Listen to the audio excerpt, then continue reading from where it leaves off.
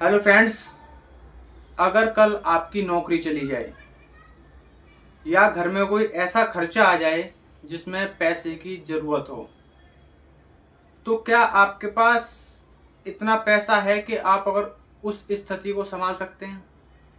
अगर इसका जवाब हाँ है तो आपने बिल्कुल ठीक किया है। अगर इसका जवाब है ना कि मैं इस स्थिति को नहीं संभाल पाऊंगा, तो आज का हमारा यही टॉपिक है कि इस स्थिति को संभालने के लिए हमें क्या करना है। आज का हमारा टॉपिक है इमरजेंसी फंड। इमरजेंसी फंड क्या होता है, कहाँ रखना चाहिए और ये किस किस यूज में आता है। तो आज हम बात करेंगे इमरजेंसी फंड के बारे में। तो वीडियो में शुरू से लास्ट तक बने रहिएगा। इसमें मैं आपको सिखाऊंगा इमरजेंसी फंड क्या है, इमरजेंसी फंड कहाँ इन्वेस्ट करना चाहिए, कहाँ रखना चाहिए, और इमरजेंसी फंड किन किन चीज़ों में यूज करना चाहिए और कहाँ कहाँ यूज नहीं करना चाहिए। तो चलिए शुरू करते हैं।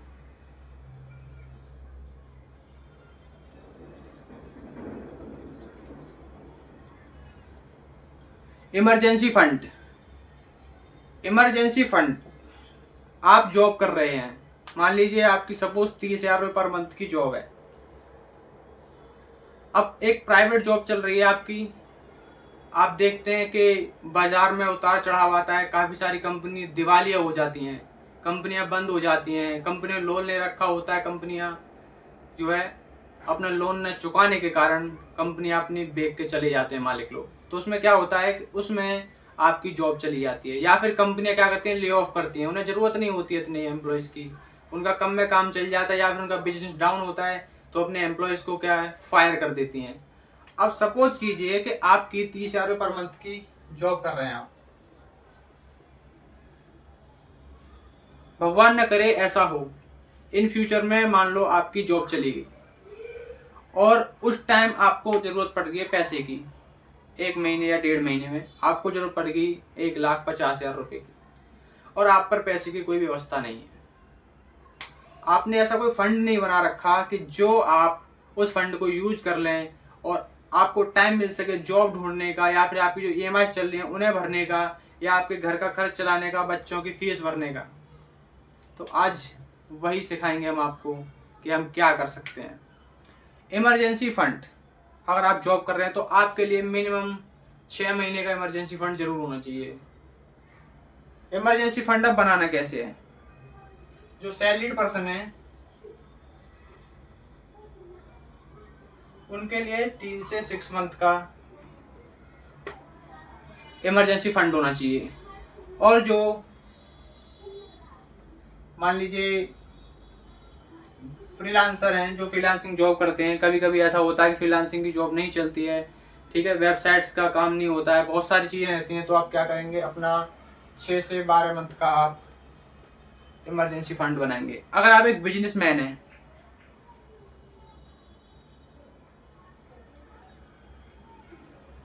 तो आपको 12 महीने का कम से कम इमरजेंसी फंड बना करके चलना पड़ेगा। क्योंकि आप अगर बिजनेसमैन हैं, आपकी कंपनी चल रही है, भैया कंपनी में इतना इतना लॉस होता है कि एक एक साल उसे रिकवर करने में ही लग जाता है, तो आपको कम से कम 1 साल का इमरजेंसी फंड बना करके चलना पड़ेगा। अब सैलरीड पर्सन के लिए हम बात करेंगे हम मेनली, ठीक है, कि इमरजेंसी फंड कैसे बनाएं।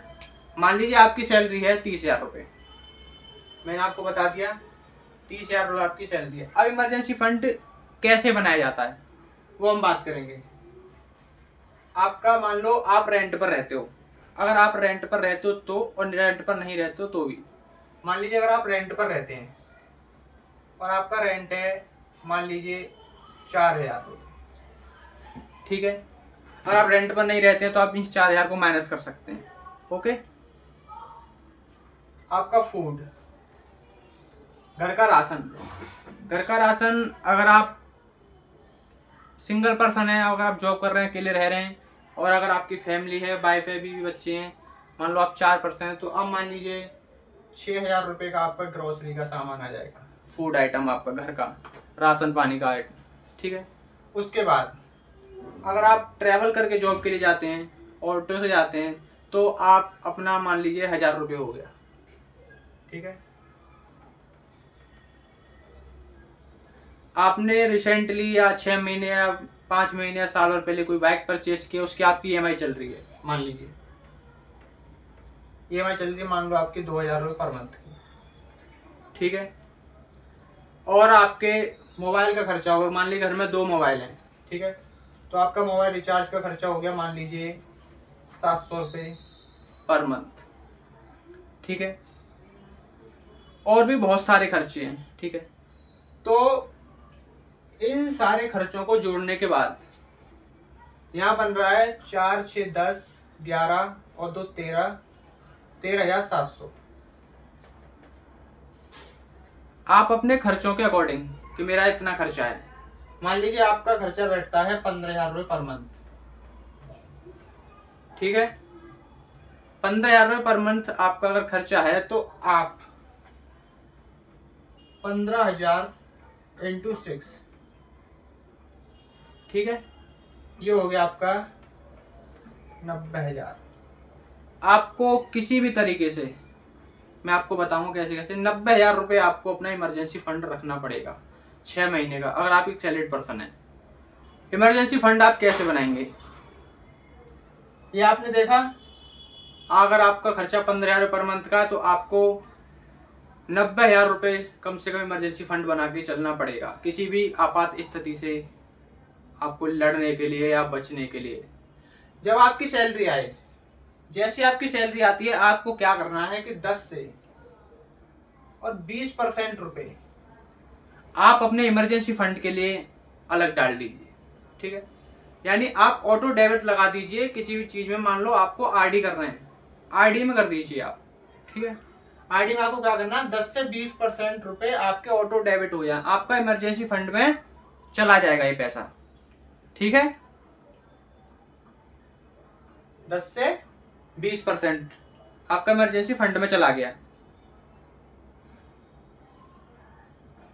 अब बहुत सारे लोग क्या गलती करेंगे, जो इमरजेंसी फंड होता है उन्हें आप किन किन जगहों पर रख सकते हैं और किन किन जगहों पर नहीं रख सकते, ये भी तो आपको पता होना चाहिए कि जो हम इमरजेंसी फंड बना रहे हैं उसका क्या क्या कर सकते हैं। आप अपने इमरजेंसी फंड को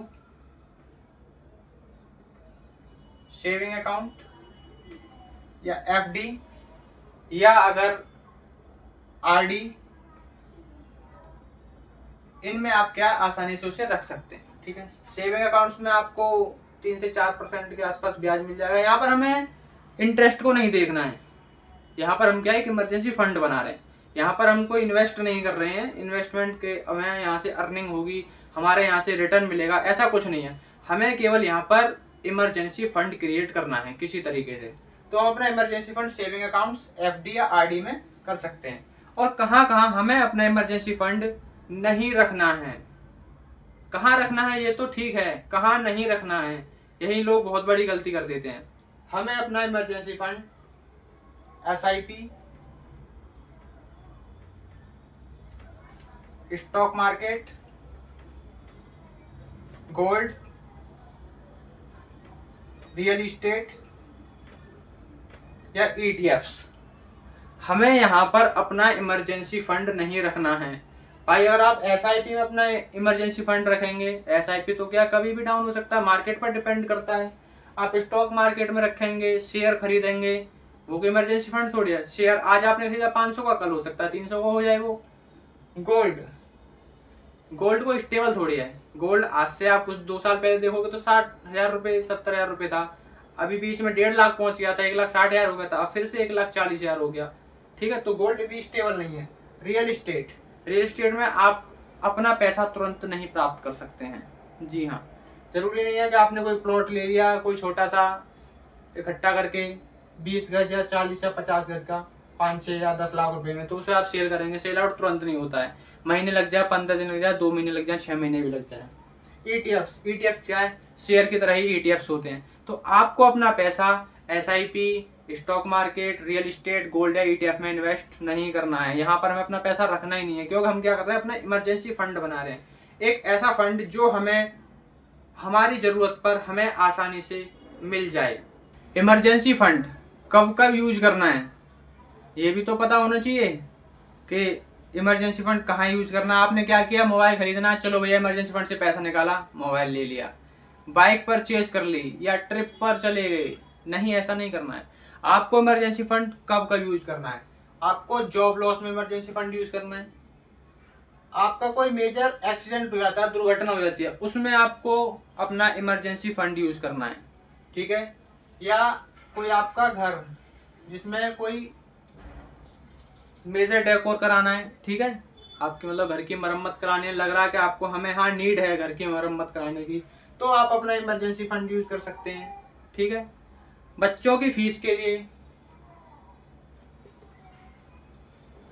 इसके लिए आप क्या है अपना इमरजेंसी फंड यूज कर सकते हैं। अब किन किन चीजों के लिए इमरजेंसी फंड यूज नहीं करना है? भैया मुझे मोबाइल लेना है नया एक, नहीं यूज करना है जी। अजी मुझे एक बाइक खरीदनी है, इमरजेंसी फंड से बिल्कुल भी नहीं लेना है। मुझे क्या शिमला घूमने जाना है, मुझे ट्रिप पर जाना है, मैं मनाली जाना चाहता हूँ घूमने, लेकिन इसे यूज नहीं करना है। मतलब मुझे अपना इमरजेंसी फंड उन चीज़ों में यूज करना है जिसकी मुझे वाकई में नीड है, कि हाँ मुझे यहाँ से अगर मैं अपना इमरजेंसी फंड निकाल कर इसमें लगाता हूँ, इससे अपना काम निकालता हूँ, तो मुझे राहत मिलेगी। ट्रिप जाने से कोई राहत मिल रही है? नहीं ना। बाइक खरीद ली, मोबाइल खरीद लिया, इन चीज़ों में आपको अपना इमरजेंसी फंड यूज नहीं करना है। अब क्या करते हैं लोग, भैया गर्मी ज़्यादा हो गई है, भाई गर्मी हो गई ठीक है, कूलर से काम चला लो, नहीं नहीं एसी ले लेते हैं, अपना इमरजेंसी फंड है ना उससे एसी ले लेते हैं। भाई इमरजेंसी फंड से एसी लोगे और कल को कोई घर में दुर्घटना होगी तो आप इमरजेंसी फंड कहाँ से लाओगे, कहाँ से पैसे इकट्ठा करोगे, कर्ज लोगे आप? आपको ये सारे काम इमरजेंसी फंड से नहीं करने, और ये सारे काम इमरजेंसी फंड से करने हैं। आई होप कि आपको समझ में आ गया होगा कि इमरजेंसी फंड क्या होता है और ये हमारे लिए कितना जरूरी होता है। हर किसी व्यक्ति को इन्वेस्टमेंट करने से पहले इमरजेंसी फंड जरूर बना लेना चाहिए। आप एसआईपी कीजिए, आप शेयर मार्केट में लगाइए, रियल एस्टेट में पैसा लगाइए, आप आरडी कीजिए, एफडी कीजिए, ईटीएफ में पैसा लगाइए, आप ट्रेडिंग कीजिए, कुछ भी कीजिए, लेकिन फर्स्ट ऑफ ऑल आप एक इमरजेंसी फंड जरूर बना लीजिए।